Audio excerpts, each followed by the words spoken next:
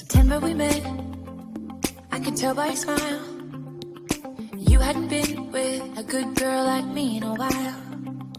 Yeah, you were impressed, couldn't leave me alone. Text me every time that you pick up the phone. السلام عليكم البنات، كي دايرين؟ لاباس عليكم؟ كنتمنى تكونوا كاملين في صحه جيده ويلقاكم فيديو ديالي في احسن الاحوال. اليوم البنات غنحضر معكم هاد الحلوه، كتجي زوينه بزاف بلا مرشم، كتحضر بطريقه سهله ومقادير ساهلين. كنتمنى تعجبكم الوصفه ديال اليوم. الا عجباتكم ما تبخلوش عليا بلي لايك والتعاليق ديالكم. الا عجبكم المحتوى ديال الفيديو كما كتشوفوا البنات، كما كنقسمها كتجي هشيشه بزاف بواحد الطريقه زوينه، مقادير ساهلين بزاف والمنظر ديالها كيجي رائع. دابا غادي ندوزو مباشره نشوفوا المقادير ديال هذه الحلوه. بسم الله. انا غادي ناخذ 250 غرام ديال الزبده، معلقه ديال السكر كلاصي، كاس ديال المزهر، و500 غرام ديال الدقيق ديال الحلويات. صافي هنايا غناخذ واحد الاناء غادي نضع فيه الدقيق ديالي 500 غرام. هاد العجين هي اللي كنحضروا بها الكعب غزال، الحلويات ديال اللوز. صافي غادي نوضع هنا واحد شويه الملحه، معلقه ديال السكر كلاصي اختياريه كتجي مزيانه هذه في العجينه. صافي غادي ناخذ الزبده، عندي 250 غرام ديال الزبده، تكون زبده نوعيه جيده.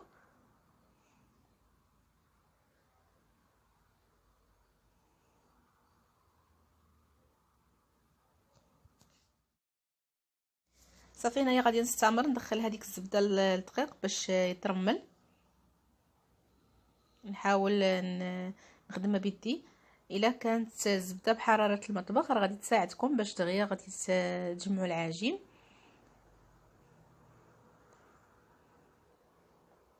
صافي انا غنستمر باش ندخل الزبده للطحين، ومن بعد غادي نبدا نضيف المزهر.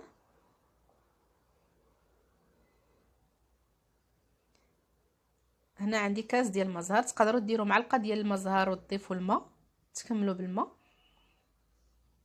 هنا نستمر نجمع العجين، خاصها تكون عندي واحد العجين ما تكونش رطبه بزاف، تكون شويه متماسكه لان غادي نخليها ترتاح.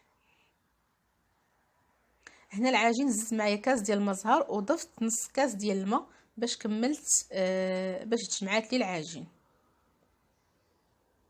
غادي نستمر انا نجمع بهذه الطريقه هذه، نوضع على سطح العمل ونكملها. كما كتشوفوا زدت معايا نص كاس. صافي هنايا غادي نحاول نجمعها. كما كتشوفوا ديال النتيجه ديالها تتكون متماسكه لان غادي نخليها في الثلاجه. تقدروا تخليوها يوم كامل، يعني تصايبوها قبل بنهار وتخليها في الثلاجه، ومن بعد تصايبي بها ما كيوقع ليها حتى شي حاجه، كتبقى زوينه، يعني ما فيها لا خميره لا والو، كتبقى زوينه ما كيتوقع ليها حتى شي حاجه. صافي هنا من بعد ما كنقسم العجين غنوضع هكذا كويرات وغادي نديرهم في بلاستيكه وغادي نخليها ترتاح. هنا الحشوه اللي غنحتاج عندي هنا 500 غرام ديال الكاوكاو حمرته، غادي نضيف عليه 250 غرام ديال السنيده. الا غتضيفوا كتر يعني كيبقى على حسب الذوق. هنايا غنطحن الكاوكاو مزيان بالطحانه وغادي نضيف لها معلقه ديال الزبده، واحد الساشيه ديال زهره البرتقال كتعطي المذاق زوين، وتقدروا تزيدوا شويه القرفه وشويه المزهر. هنا من بعد ما ارتاحت لي العجين سرحتها بالمدلك بهذه الطريقه كما كتشوفوا. الكاوكاو طحنته مزيان، ضعته على شكل حرابل بهذه الطريقه هذه، وغادي نوضع فوق العجين كما كتشوفوا في الفيديو بهذه الطريقه. هنا غادي نحتاج بيض بيضه باش نلصق العجين، باش ما منين نكون كنصيب فيها ما تحلش، كما كتشوفوا بهذه الطريقه هذه. صافي وغادي ناخذ العجين نوضعها فوق هذوك الحرابل ديال الكاوكاو. العجين خصها تكون رقيقه بزاف بحال الشكل ديال كعب غزال، تكون رقيقه. صافي غادي نبدا نتني في العجين، ندير 2 تنيات ونص ونعاود ندير بيض البيض باش هكا نتاكد بلي راه العجين غتكون لاصقه مزيان. صافي بهذه الطريقه هذه نعاود نلصق هكا بالبيض البيض.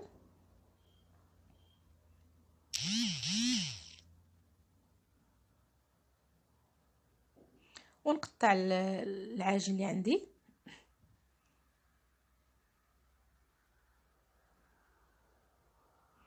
صافي غادي ناخذ ديك الحربول ونعاود ندير بهذه الطريقه هذه حتى تماسك العجين مزيان مع كاوكاو، وكتزيد بحال كنرقق شويه العجين، ما كنخليش بداك الحجم، كنبقى ندور في العجين بهذه الطريقه هذه وهو كيزيد يعني يرقق داك الحربول.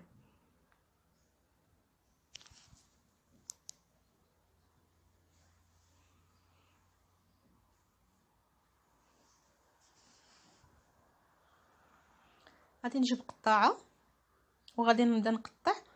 الحجم كتبقى على حساب الاختيار، الا بغيتي الحلوه تكون صغيره غادي تصغروا، الا بغيتها تكون متوسطه على حساب نتوما شنو بغيتو. صافي غادي نبدا نقطع انايا هاد الحلوه بهذا الشكل مائل بهذه الطريقه، نحاول باش نجيبهم مقادين.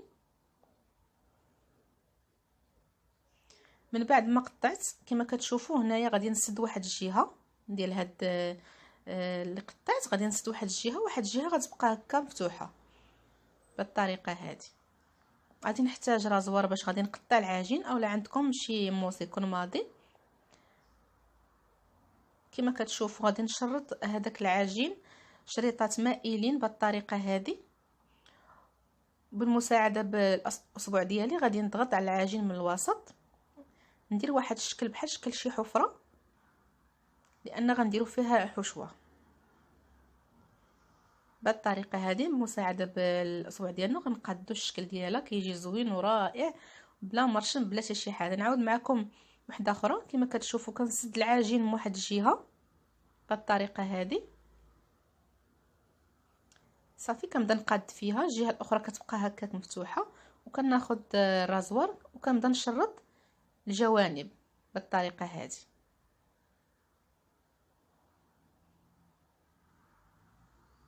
الا كتخافوا تخدموا بالرازوار ديروا المور يكون شي مصماضي وكتقطعوا بهذه الطريقه العجين. صافي كناخذ بالمساعده بالاصبع وكنضغط في الوسط وكنقاد دوك الجنيبات بحال هذا الشكل هذا، كتجي حلوه زوينه بزاف ومنظرها رائع بلا مرشم بلا حتى شي حاجه، ودغيا كتوجديها. صافي بهذه الطريقه كما كتشوفوا كيجي المنظر ديالها زويون. صافي غادي ندوز باش نوريكم الحشوه اللي غادي باش ندير ليها التزيين. غناخذ هنا فواكه معسله، هنا عندي شويه ديال اللوز مهرمش قطعته هكا على شكل طولي وقليته، وغادي نحتاج 2 معلقات ديال الكليكوز. غادي نوضع 2 معلقات ديال الكليكوز، وغادي نوضع اللوز والفواكه معسله، وغادي نديرهم فوق النار مهيله ونخلطهم مزيان باش هكا يندمجوا مع بعضياتهم. ملي غطيب الحلوه هذاك الحفره اللي درتها في الحلوه هي باش غنعمر هاد الفواكه المعسله مع اللوز، كيجي المنظر ديالها زويون البنات. وتقدروا تزين كيبقى اختياري، يعني تقدروا ديروا اللي بغيتوا، تقدروا ديروا فيها كاوكاو مهرمش، تقدروا ديروا فيها لوز افيلي، اللي بغيتوا كديروا باش الشكل هذا. صافي غادي نحتفظ به باش نزين به الحلوه. فالبنات هو الشكل النهائي ديال الحلوه، كتجي زوينه بزاف كما زيناها من الوسط كما كتشوفوا بالفواكه المعسله، ودهنتها بالناباج كما كتشوفوا. كنتمنى يعجبكم الفيديو ديال اليوم. شكرا بزاف على المشاهده، ونبقاو في فيديو اخر ان شاء الله.